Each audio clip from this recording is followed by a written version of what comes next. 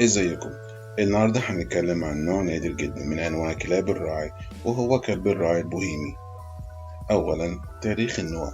بتنحدر سلالة المونتشيك من إقليم بوهيميا، وهو ده سبب تسميته بكلب الراعي البوهيمي، وبيرجع تاريخ السلالة لسنة 1325، ولذلك بيعتبر من أقدم أنواع الكلاب.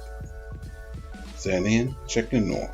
شكله بيشبه معظم كلاب الراعي، بيشبه كتير كلب الراعي الألماني، ولكن حجمه بيكون أصغر وبيكون لون واحد فقط وهو الأسود في بني. ارتفاع النوع بيتراوح من 48 ل 55 سنتي، ووزنه بيتراوح من 15 ل 25 كيلو جرام، وبتكون فروته كثيفة طبقتين. ثالثا، استخدامات النوع. كان وما زال بيستخدم ككلب راعي وحراسة، وكمان بيعتبر كلب عيلة ممتاز. رابعا، سلوك النوع. كلب ذكي جدا، سريع التعلم والاستيعاب، نشيط وحركته سريعة، طبعه هادي وشراسته مش عالية. خامسا، رأيي الشخصي. اللي بيفرق النوع ده عن معظم أنواع كلاب الراعي زي الجيرمان شيبرد والمالينو إن شراسته قليلة، وعشان كده النوع ده يصلح ككلب أسرة وتقدر تثق فيه حوالين أطفالك. ده غير إنه كمان حجمه أصغر وبالتالي حركته أسرع.